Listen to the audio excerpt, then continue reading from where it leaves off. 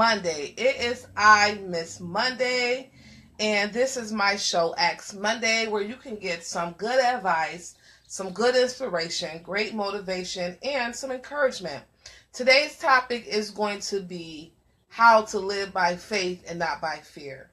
Oh, and it's going to be so good and so powerful. Guaranteed to change your life or two today. It's Monday. The sun is shining. I'm in great spirits. It's a nice day here in Rochester, New York. Hi, Nana. Hi to everyone who is tuned in and that support me. I love you guys so much, and you keep me inspired.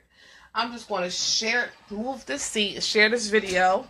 And then, you know how I do. We're going to get started. But I'm just so thankful for the opportunity. Let me turn my camera a little bit.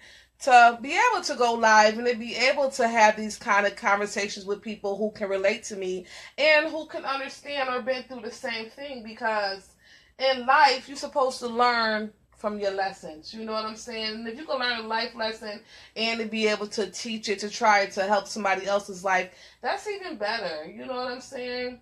Because so many people always want to take. We don't have a lot of people that want to give back. And those are the type of people that I want to associate with, that I want to get to know. People that are givers, not always takers. So let me share this video. And then, see, I got my paper here with me. So I wrote down some important key points that I want to touch on today, because I think they're important. And you will too once you hear them. So, yes, I hope everybody had a great weekend. My weekend was good. And, I had a great weekend. Come to think about it. Yeah. I did. And I was looking forward to today. Looking forward to you guys. All right. Share this on my personal page. And this is a wrap. Okay. Y'all got me now. I'm all you guys. Hi, everybody that has joined me today. Today is Monday, and today is going to be a powerful show. I'm going to turn this lamp on, give myself a little more light. I think, yeah, that worked out great. So, hey, y'all, come on in, share this video, tag a friend. Come on in to Mama's room, because Mama got a message. Okay, and today's message is replacing fear with faith. That's a part of it. So, let me give you an example of a person with fear and a person with faith. A person with fear may say, oh, any day now I might lose my job, or I might be laid off. I'm just afraid of what might happen. I'm nervous to go to work every day because I never know what the outcome is going to be. And a person with faith will take that same situation and say, I know that all things are possible through God. I know all things are possible through my Creator and what I truly believe in. And I know if one door closes, another door will open. Or for that matter, a window will open. So we can't let things that's out of our control lead us to live in fear. Even with the president, you know, Trump makes all kinds of decisions that do affect our lives to a certain degree, but we should never live in fear, because at the end of the day, God is in control. When you believe in something bigger than yourself, it's easier to have faith. But when you believe that your destiny is in the hands of one person, or the president of the United States, or your boss, or your teacher, or your husband's, when you believe that your fate is in the next person's hands, it's hard to have faith in God, because we've already given this other person or this other entity more power than we've given God. Okay? And another thing I want to touch on is stop waiting to be happy. Oh gosh. Have you ever met a person or people that say, once I relocate, my life's going to change? Or once I get married, I'm not going to have to struggle like this. Or once I get a new job, then I can be happy. Like, no. All those things do bring value into your life, but you need to learn how to be happy right now. How to be happy through the transition. how to be happy while you're going through the things you're going through, how to be happy on your journey. Of course, when I get to be a multi-millionaire, I'm going to be happy. I'm going to be ecstatic. I'm going to feel like everything I worked towards is finally paying off. But I'm not going to be sad on the journey. The disappointments, the discouragements, the times where things go wrong, I'm going to be happy through the entire process of trying to get to the next level in life. And that's what I want to encourage you, regardless of what's going on. Rejoice in the now. Wake up every morning and give thanks for what you do have. Of course we want better. Of course we can do better with our lives. But if you're not thankful for your now, how could you really appreciate the latter? Because it's going to be like, okay, I finally got a good job. But you know what? Them people that working on my nerves, I'm still not happy. I'm not going to be happy until I get another job. So it's just like people, places, and things can make you happy. You have to be happy from the inside. And once you're happy from the inside and accept yourself, that's when you will see your life change from the inside out. It's like we don't give ourselves enough credit. We don't look in the mirror and say, you know what? I am beautiful. I am smart. I am somebody. Regardless of what my past was, my future holds something bigger and better for me. And if you keep living in fear, fear will eventually dominate your thoughts. You wake up in fear. You wake up thinking about something negative. As soon as you open your eyes, oh my goodness, I don't even want to go to work today because I don't want to deal with my boss's bullshit. I used to wake up like that. I used to wake up and dread going to work, just dreading the possibilities of what could happen. Instead of waking up and giving thanks and saying, God, thank you for another day. Thank you that I do have a job to make income. And I'm going to go to this job with a positive attitude and a positive note. That's when you live in faith. And when you live in fear, you already curse your day before it has begun. Before you even get to work. When you get up getting ready, you're dreading it. The whole drive there, you're dreading it. When you get there, it's just automatic negativity because that is what's on your mind. And if you feed it, it will grow. And that's definitely what I want to touch on. I'm going to put this paper down because I'm about to freestyle. So that's another thing that I want to touch on. Fear and faith have a lot in common. And if you feed your fear, it'll grow. And if you feed your faith, it'll grow. If you believe in your heart that nothing ever works out for you, nothing will. But if you remind yourself that you are God's creation and no weapons formed against you shall prosper, then no weapons will. And, we have to understand that we can use that saying, that Bible verse, even with small things in our life. Even if when we have people on a job that's just bullying us, or some people work with racist people, or people that just never compliment you on anything you do. You work overtime, you go out of your way, you're on time every day, and it's still not enough. You have to remember, if those people don't care about you the way you should care about you. You can't always look to other people for validation, for confirmation. And, my daughter brought up a good point today. And she was saying how people look to Facebook or social media for validation. If you don't get a certain amount of likes, I do it sometimes with my pictures. One of my pictures I post, even though I may like it, if it don't get a certain amount of likes, I'll delete it. Why? If it's something that I felt was beautiful or I liked, why would I delete it? Am I judging what's beautiful or what's important to me based on likes, based on what other people are thinking about me? And that's something to really consider. We live in an age now where it's like we want acceptance from our peers, that we want people to fill us up with compliments, and we want them to encourage us and motivate us and support us. We start a new business, we expect our friends and family to be our biggest supporters, but they're not.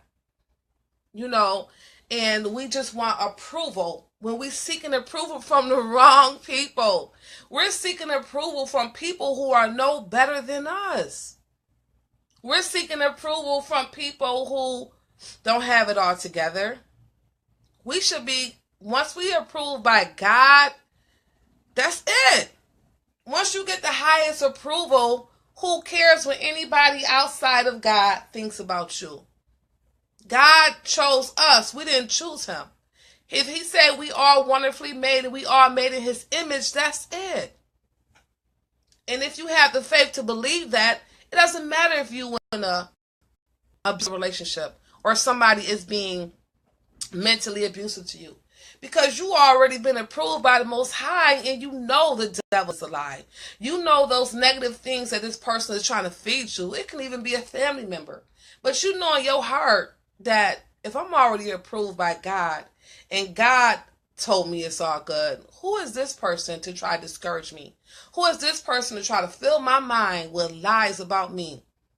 And people, people tell me, I don't really know you. No, you don't know me. You know why? Because each day I'm improving myself. I don't know me some days.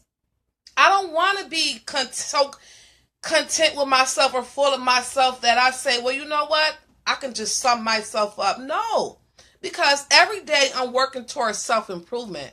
And sometimes when you improve yourself, everybody's not going to understand you. Everybody is not going to like the new you. Everybody can't handle the new you. So stop looking for approval from your peers, your family. If you know you living your life the best way you can, approve yourself. Put a stamp of approval on you. Because you living for you and you live for God. And once God approves you, anything other than that is null and void. And I just want people to stay encouraged. Start complimenting yourself. Start looking in the mirror and seeing the beauty of yourself. It don't matter how many times you make a mistake. Learn from it. Get back up, dust yourself off. And people say, oh, I'm just not worthy of God's favor. None of us are. None of us are worthy of God's favor, but he loved us. He sent his only son to die for us. God loves us whether we right or we wrong. He doesn't subtract from us. Some people feel like, well, if I just get my life together, God will be more pleased. God is already pleased with you. All he wants for you is for you to live the life you want to live. And that's why he gave us free will. God doesn't force himself in your life. He doesn't force you to have faith. If you would choose to live in fear, he lets you live in fear. But I'm here to tell you today that fear has to go. Whatever you're afraid of, and sometimes we don't even know we're living in fear. We don't even recognize it's fear. People say, well, I want to start a business or I want to go back to school. Why don't you? Is it fear of failure? Fear of what people may say because you might be a little older? Fear of things just not working out? How can God bless you and help propel you to the next level if you don't take the first step? Step out in faith. When you take the first step, everything else will fall in place. And some people's dreams is bigger than others. My dreams is colossal. It's not going to happen overnight. What I'm working towards won't happen overnight. And I don't expect it to happen overnight. But I know that God's word always stands. And if God puts something in your heart, a dream, a desire, a goal, a plan, it is because it will be manifested. But how can it be manifested if you're not taking that first step? We all have greatness in us. There's something in you that is trying to come out. Something good, something creative, something powerful, something that could change the world. Something that can change all of our lives. Don't go to the cemetery with that dream. Don't go to the cemetery with that goal. Share it. Share yourself. Stop being afraid of what might happen and live in what's going to happen, what could happen, something great. And I always say the same things over and over because I want people to understand if he did it for me, he'll do it for you. No, I'm not where I want to be 100% in life. I'm not going to be where I want to be until I'm cashing them multi-million-dollar checks. So, but until then, oh, I'm living in glory. I'm praising God every day for the things that He has given me, for the direction He has led me, for the things He has shown me, for the people that He has put in my life. And we have to be careful with that too. Everybody that's in your life is not there to help you, to support you, to love you, to encourage you, to embrace you, to love you for you. Everybody can't go on a spiritual journey with you. Everybody can't go on a journey where you want to pursue your passion, change people's lives, whatever it is for you. So we have to learn how to, separate the good from the bad. Separate the good relationships from the bad relationships. And we can live without each other. People get so caught up in relationships, friendships, and they feel, well, you know what, if so-and-so around, things will never be the same. No. Most people were born in this world alone, and you will die alone. So you need to take responsibility for your life and for your actions. Stop trying to hold on to the people that don't want to move forward. I've been guilty of that. I've been guilty of trying to take a person along with me on my journey, and they didn't want to go. So while they dragging their feet, I'm steady pulling them, and it's slowing me down. It slowed me down 4 years. I took a 4-year hit because I felt like I wanted to bring a person along with me on my journey, and that person didn't want to go. But I was determined. And that didn't get me nowhere in life. It just held up what I knew I was capable of. And sometimes in life, we need to let people go. You shouldn't have to pull and push people along your journey. If a person don't naturally come, then leave them where they stand. Don't waste any more weeks, months, years on people who are not ready to take their life to the next level. And that's all I preach about, and that's all I'm ever going to preach about when it comes to this page or any format that I will ever be on. It's all about me trying to help other people reach the next level in their life. And we're all on different levels in life. We're all different age groups. We all come different backgrounds, different ethnicities, right? Something like that. But yeah, so we all come from different places. But if all of us have the same desire to improve our lives, we're unstoppable. We're unstoppable. We're a nation of people who want better, whether it's being a better parent, whether it's being a better wife, whether it's being better on your job, whether it's being better as in keeping your promises, anything positive that can bring value to not only your life, but the life of the people around you is what I'm always working for, what I'm always preaching, what I'm always pushing. Because I feel like when you work on yourself and you have a better way of thinking, it just brings value to everything you touch. If you sprinkle a little faith, a little love, a little compassion, a little charity, if you sprinkle all those good things along your journey in life, then you can really make a difference in somebody else's life. And that's what it's all about. We have to stop being selfish. Stop being selfish. Stop always wanting something for nothing. Or stop having so much and not want to give anything back. It's sad how we live in the days where people just want to take. What about giving a little? And if you can't afford to give money, give your time. Give a word. Give a compliment. Give encouragement. Open a door for somebody. Pay for somebody's coffee or something that's in line.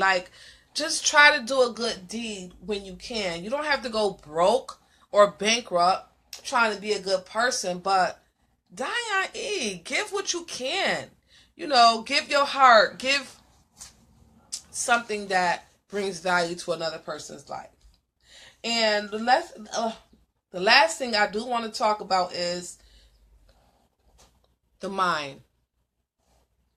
The power of the mind, honey, goes back to the Bible. However a man thinketh, therefore he is. That is like the best thing that I've read in the Bible, and it's so true. Just think about it.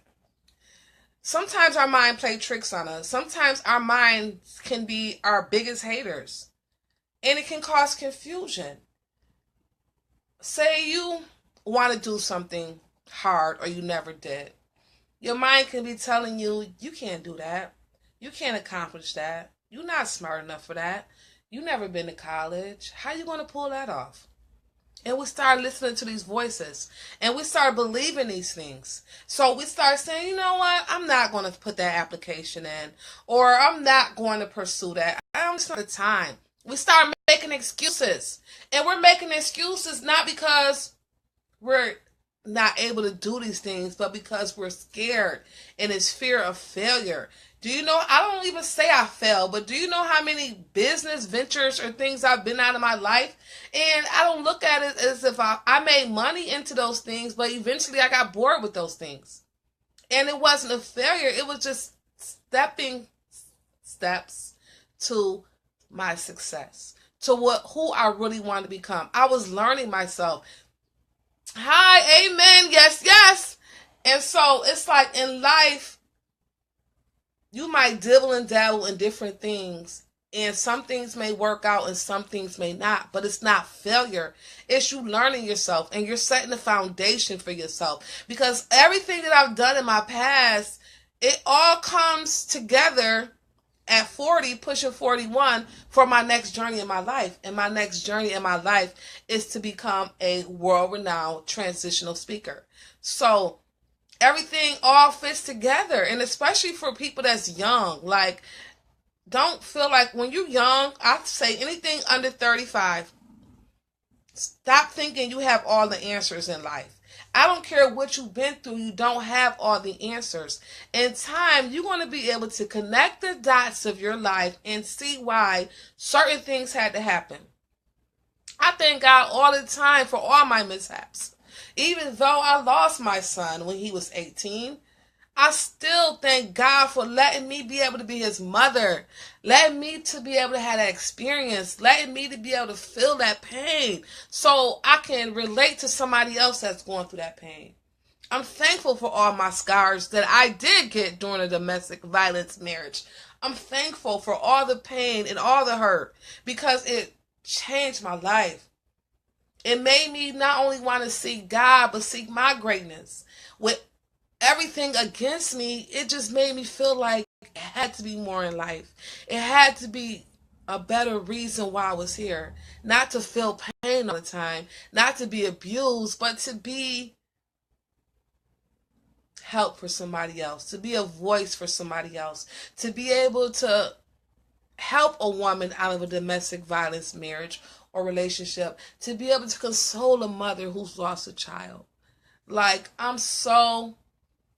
Hey, May, I am good. I am thankful, and I'm just so grateful that all the things that's happened to my life, good and bad, have all played a part in the woman I am today. If I wouldn't have lost my son, if I wouldn't have left an abusive marriage, I wouldn't be who I am. I wouldn't really have a story. I wouldn't even really be able to relate to some people. So I'm so thankful for the pain.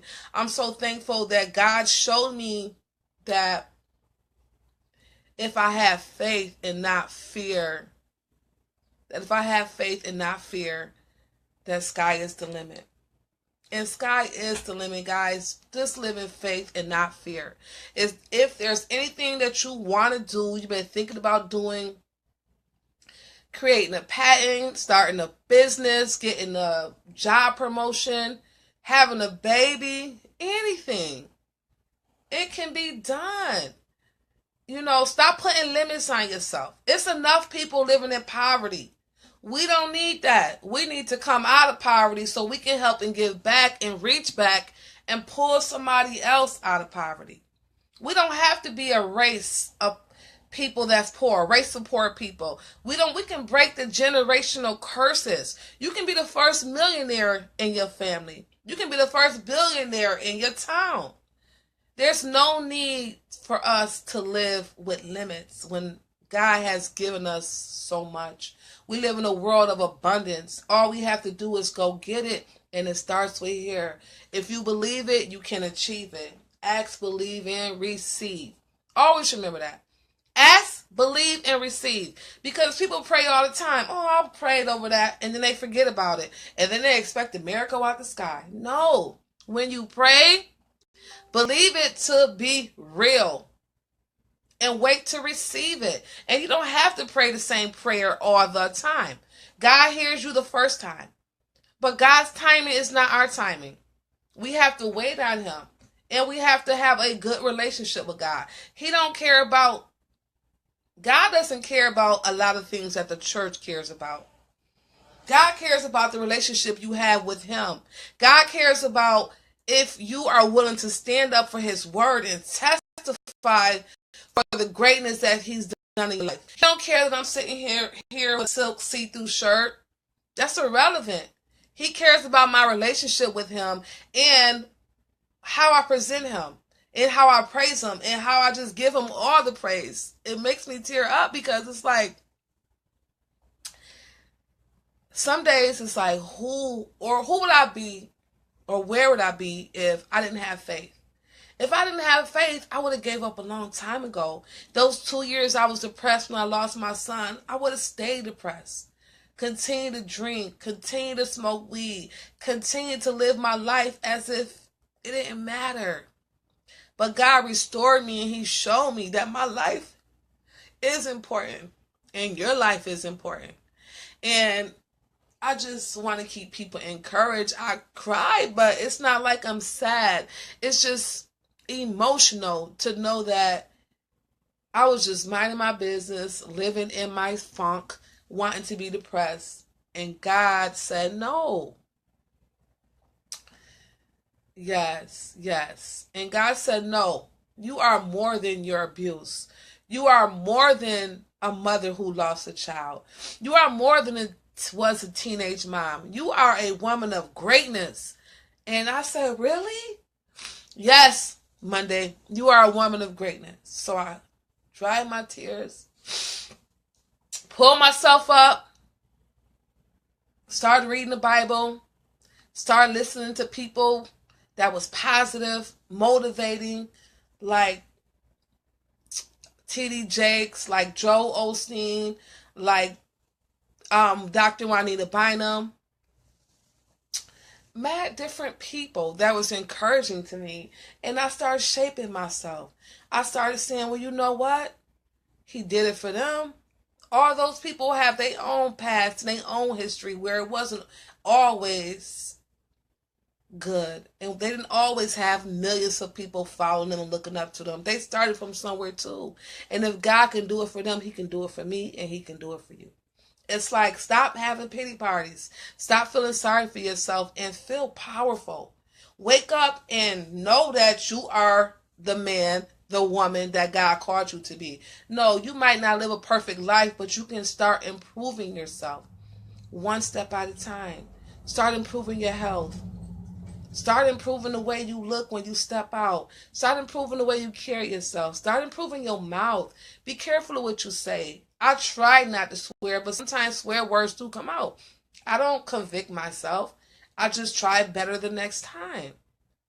Start just improving yourself all the way around. Have a spiritual connection. Build a relationship with God.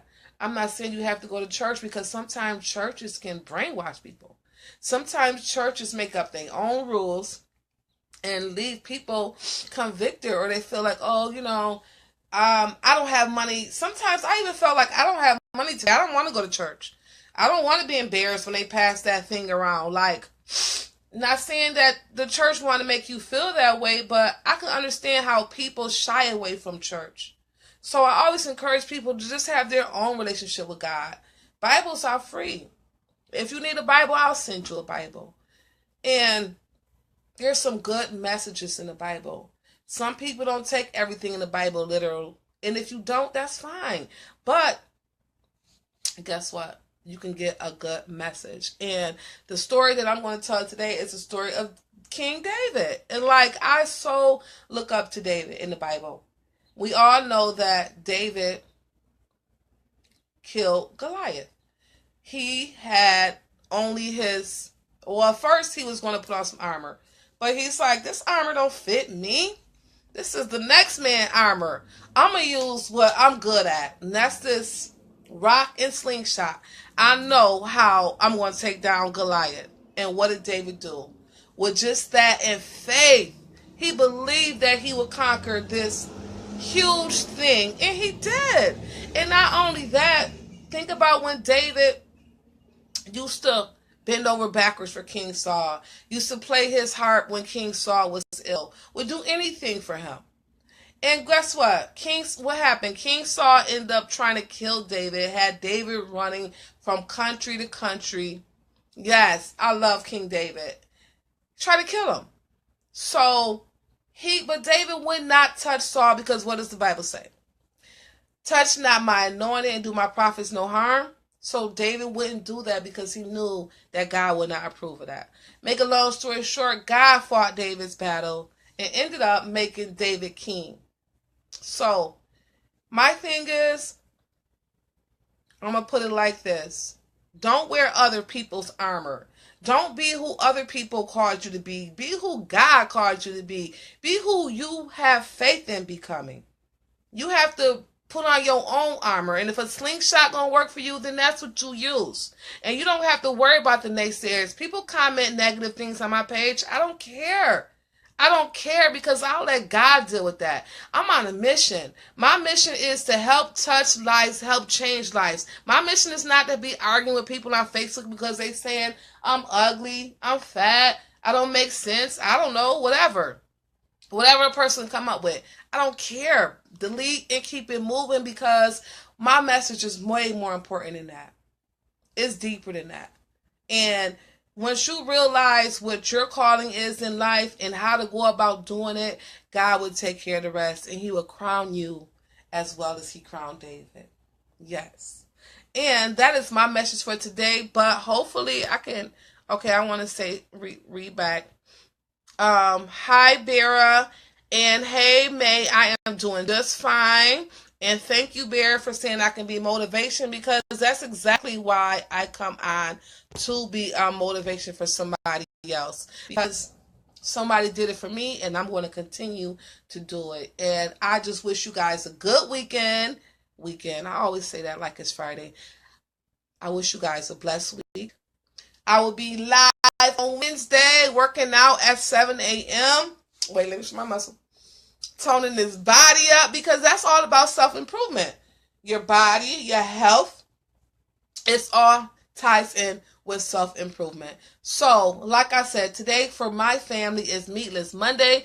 We will not be partaking in any meat today. We'll just be eating like raw fruits and vegetables, a nice green salad or something like that. No sodas, just water or fruit juice, not, homemade fruit juices. So I just want to encourage people to, when you work on your mind, work on your body, and work on your spirituality. It is a combination. You can have the best body in the world, but if you don't got no soul, what good are you? Bodies change. Bodies change as you get older, or you can get a sickness in your body change. So you have to have everything in order to be a king or a queen that you claim to be.